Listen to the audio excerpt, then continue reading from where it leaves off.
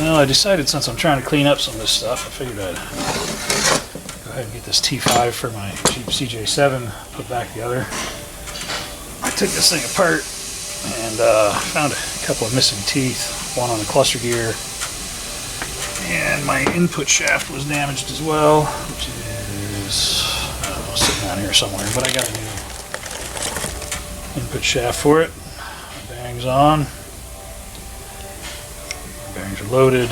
It's time to go through my cluster, my output shaft, make sure I've got all my new bits on it. Basically, once this transmission's built, I can finish cleaning off this bench and then have another workspace. I've cleaned off a bench back there. Basically taking this, we'll call it idle time because it's not downtime, to tidy up some projects I have. I have a small block Chevy sitting here waiting to be assembled, and I have the Capri V6 that I'm going to go ahead and probably try and assemble as soon as I get done with this Infinity. But I figured I have to go to PT here and I have to leave in about 45 minutes. Figured I'd get as much done on this T5 case as I can, so less talky, more worky.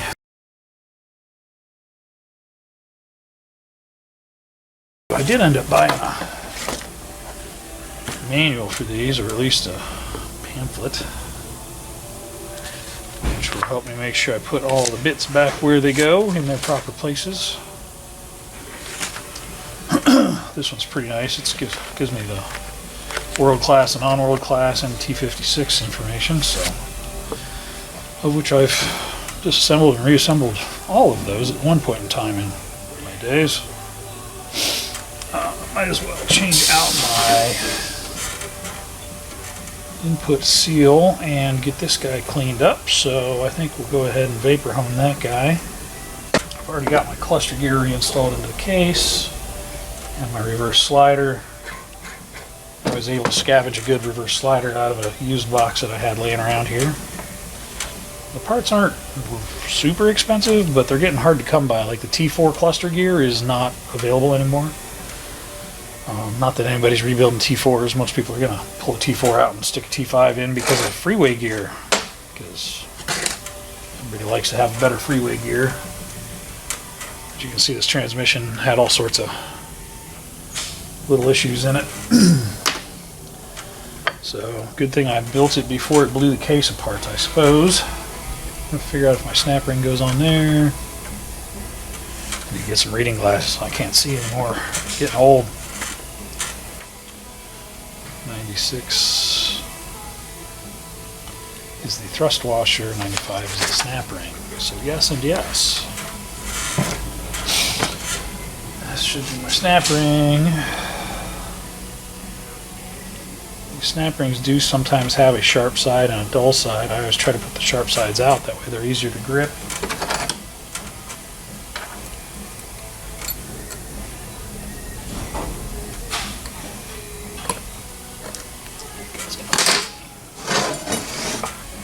Some music playing in the background, which will probably get hit by copyright, but that's okay. We don't sit around here in the silence and work. That would be boring.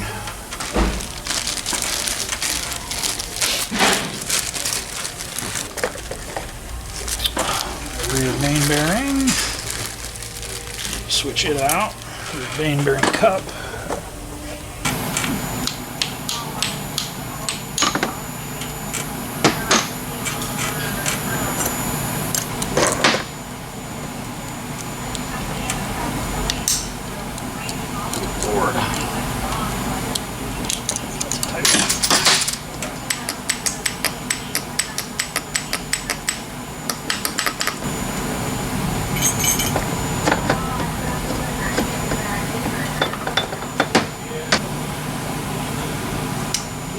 That outer ring doesn't look good. Neither does my reverse, so I'm going to get a new sync rail coming. Or I'm going to look and see if I can use one out of this other one. Because if it's usable, I'll use the used parts. Since this is, after all, my junk I'm trying to fix.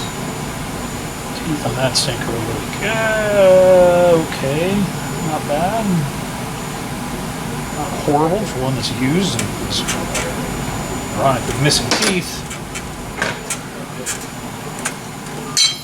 I just happen to have another one. If it's any good. So it's got the same tooth count. A lot better looking teeth. This one, the main shaft's completely jacked.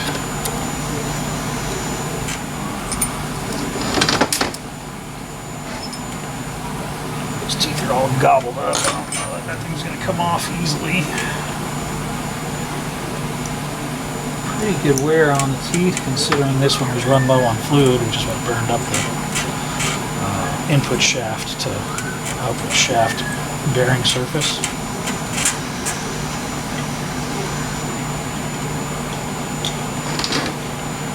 That's not going to work. I'm just going to throw it on the floor if I do that.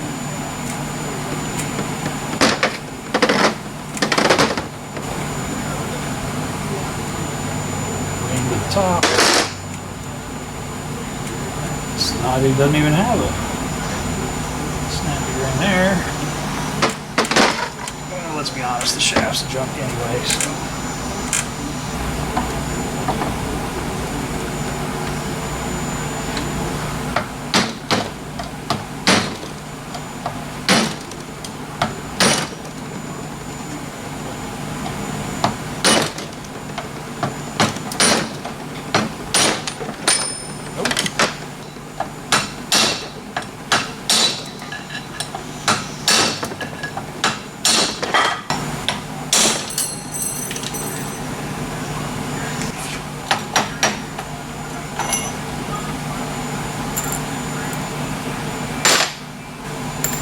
All messed up.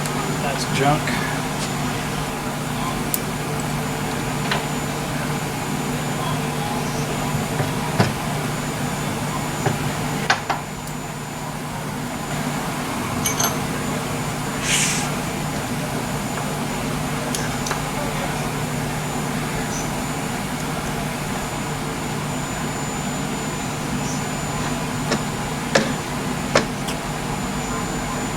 Well, it's better than the one I have.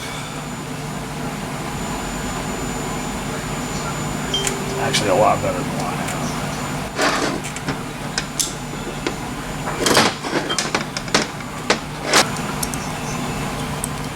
Oh.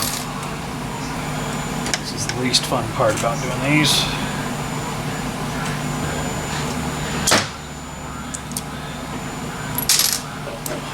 You suck.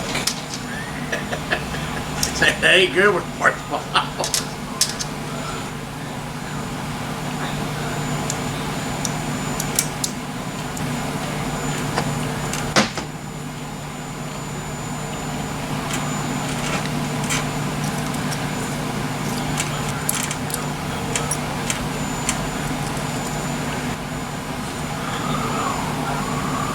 Lock will work just fine.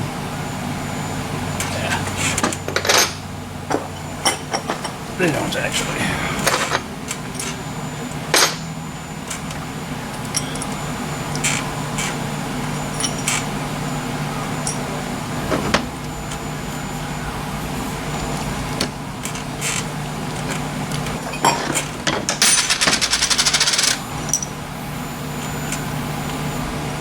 That's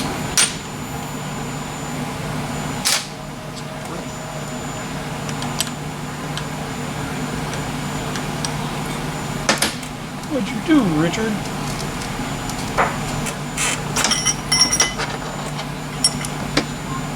Yeah, put this guy.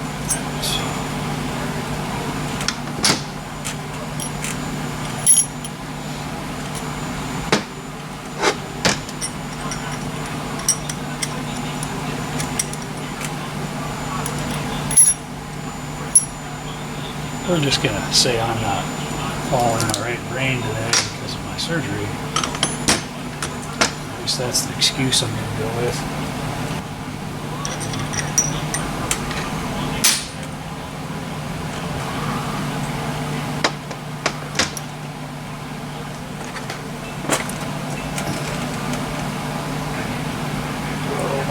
not in it today, boys.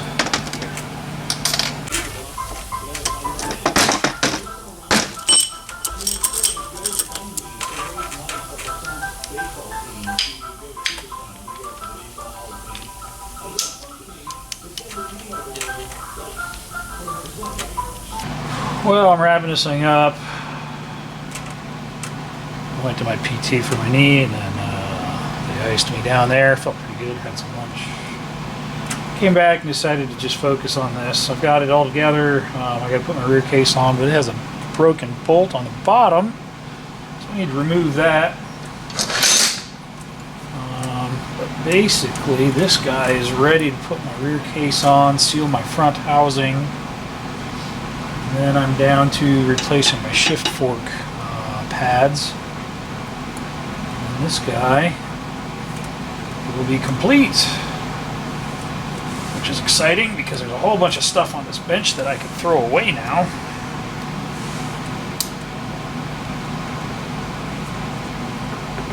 Come on, get on her. Good Lord, that's tight.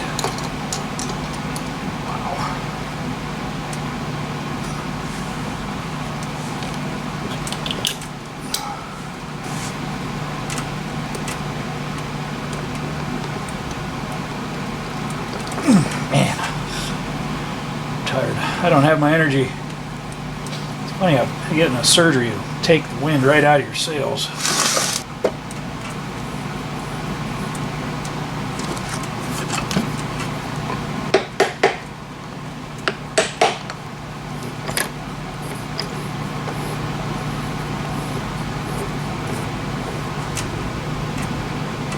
It's actually in 5th gear, so let me see if I can get this bolt out of this rear case, because it's important.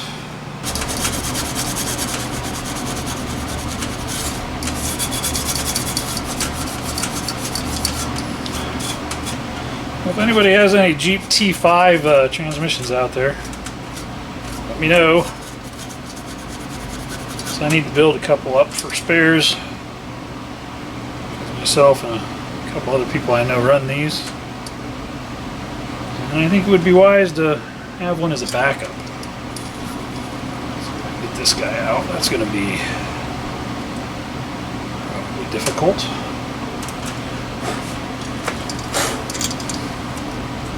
Let's see. I'm going to put a rear seal in this too. Let me make sure I get this guy out first. I don't think there's enough to grab onto with my stud remover.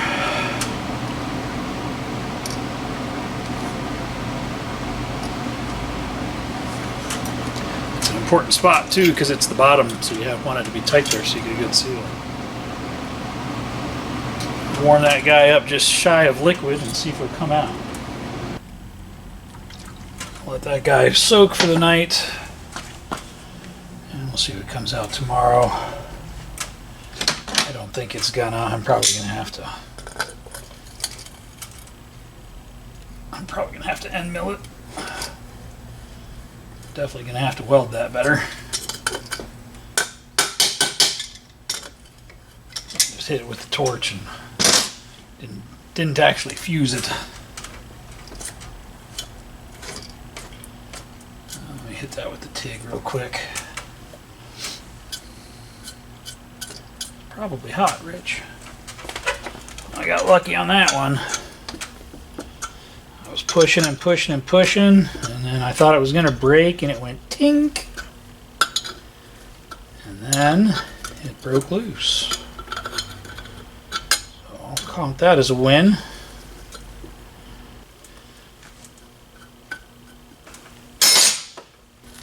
That thing, oh, somebody's helicoiled that in correctly. Okay, that's great, I think. So that's what it looks like. Or they just pulled the threads. I think we'll see if we can run a drill through it. Yeah, threads are pulled out of it. So we will drill it oversized and put a helicoil in that. That's a task for tomorrow. I'm done for today. Alright, helicoil repair tomorrow. Put my new rear seal in this guy.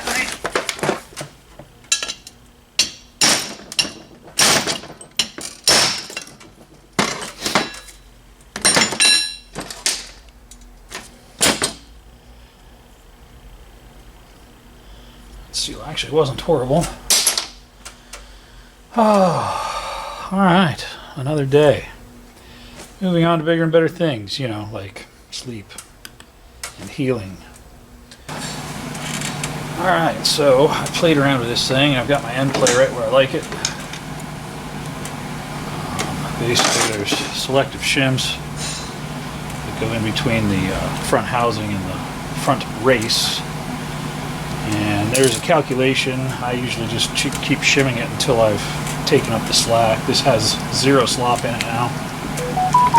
It was shimmed completely wrong when it came here, so that's probably part of the reason why this thing came apart. But now it's time to take it apart and seal it up. I use head bolt sealer on the threads of the bolts because the bolts go into the fluid reservoir internal to the transmission, and the head bolt sealer helps make sure that I end up with no fluid seepage out of those holes. This had a single shim in it originally, which measures 30 thou, and I ended up with 2 shims in it measuring 40 thou to have my slack taken up. So I think I'll be happy with that.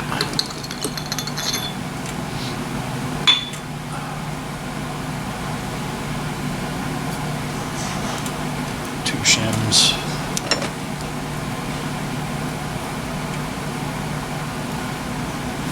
41 thou, somewhere around there. So, let's put some sealer on this fella and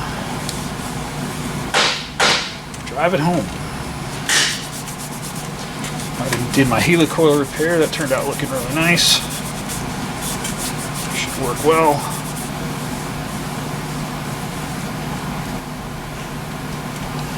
Open me up a nice new tube of sealer. It doesn't take much, but you want to make sure.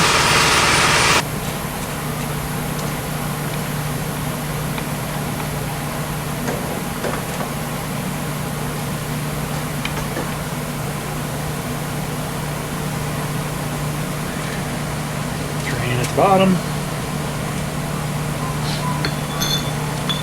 This housing's got a little wear on it, but there we go.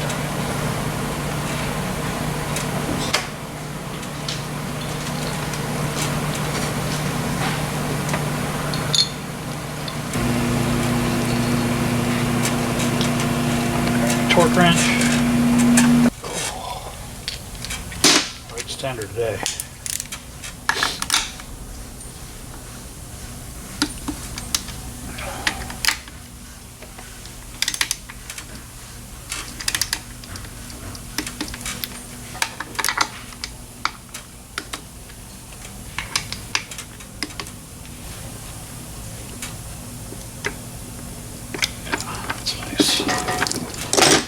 With that. So I'm going to take off my rear housing, put on my top cover. I need to put on my new pads. I have new pads for that guy, so let's do that.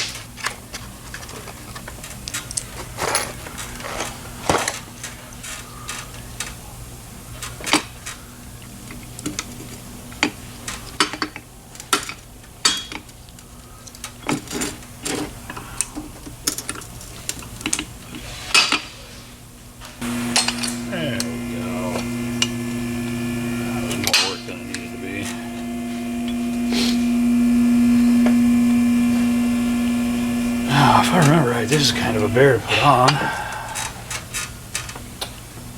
But I also haven't put one of these back together in probably 10 years. So.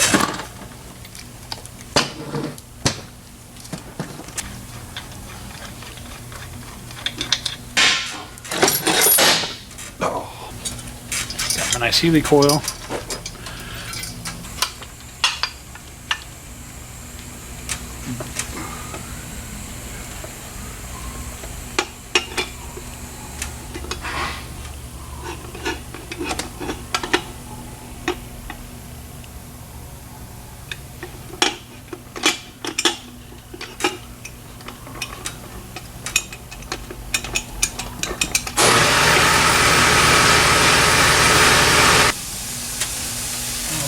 Those are blind.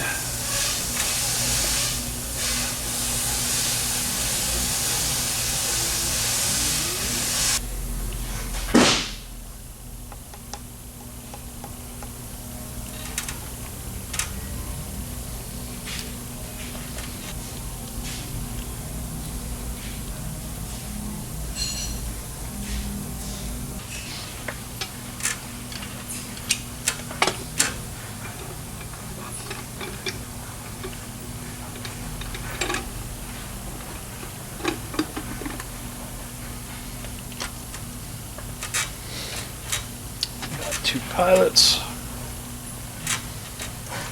Lock those guys down first. Fun stuff, right?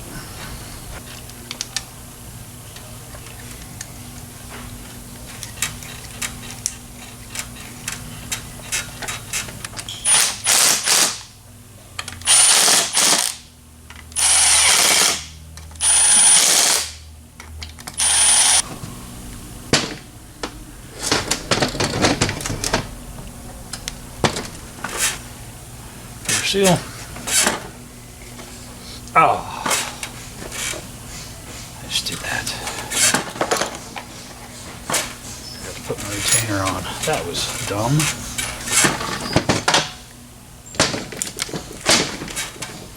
That was just a test fit with RTV.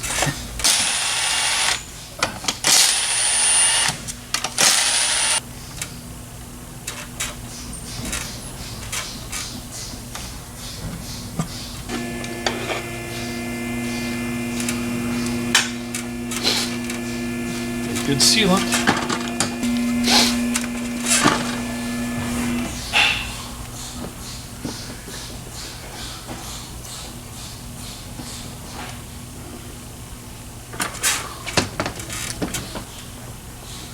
Why I didn't do that yesterday, I do not know. Where's my flashlight at?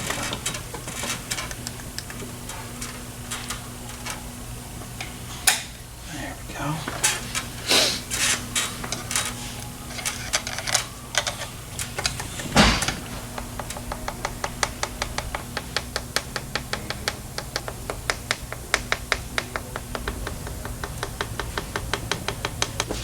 I've already got my new O-ring on there.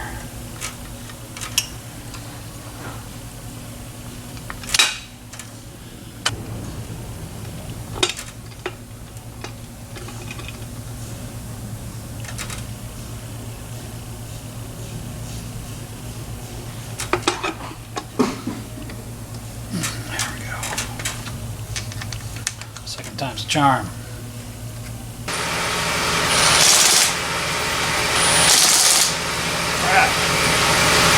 Rear seal.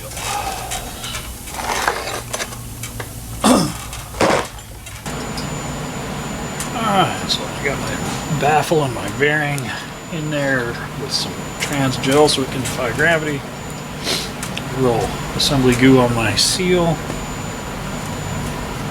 So it's time to seal up the back side.